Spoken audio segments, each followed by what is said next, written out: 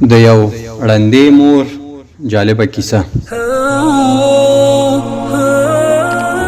یو مور د خپل ناروغ زوی د کټ خواته ناسته وه او ژړل یې.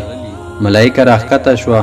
دغې مور ته یې وویل: ای مورې، زه د الله جل جلاله له خوا راغلی یم، ووایه څه غواړئ. مور ملایکې ته وویل: له الله جل جلاله څخه غواړم چې زما زوی ته شفا ورکړي. ملایکې وویل: پښیمانه کېږي خو به نه. مور ځواب ورکړ: نه. ملایکې وویل: اوس تېر زوی روغ شو، خو تا کولی شول چې د خپلو ړندو سترګو غوښتنه دې کړې وای.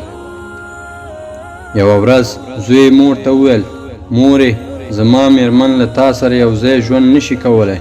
غواړم تا ته یو ځان ته کور پیدا کړم تر څو ته هلته جلا ژوند وکړې.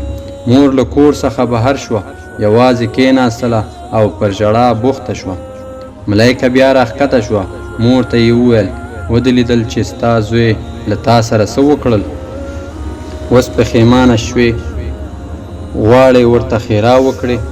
مور وویل: نه، پښیمانه نه یم او نه هم ښېرا ورته کوم. ته څه پوهېږې؟ ملایکې وویل: بیا هم د الله جل جلاله رحمت پر تا شوی. له الله جل جلاله څخه د خپلو سترګو لید غواړې؟ مور په ډاډ سره وویل: نه.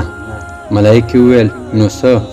مور ځواب ورکړ: له الله جل جلاله څخه غواړم انګور مې ښه او زړه سوانده ښځه وي او وکولی شي چې زما زوی بختور کړي، ځکه زه نوره هلته نه یم چې له خپل زوی څخه څارنه وکړم. د ملایکې له سترګو څخه اوښکې روانې شوې او د اوښکو 2 څاڅکي د مور په سترګو کې ورتوی شول او سترګو یې دید پیدا کړ. کله چې مور د ملایکې اوښکې ولیدلې، ورڅخه یې وپوښتل: ملایکې هم ژړا کوي؟ ملایکې وویل: هو، یوازې هغه وخت اوښکې تویوي او ژاړي کله چې الله جل جلاله وژاړي. مور پوښتنه وکړه: الله جل جلاله هم ژړا کوي؟ ملایکې ځواب ورکړ: الله جل جلاله همدا شیبه په لیوالتیا د خپل خلقت چې نوم یې مور د ژاړي، یعنی چې مور ژاړي، الله جل جلاله هم ژاړي. السلام علیکم ورحمت الله وبرکاته.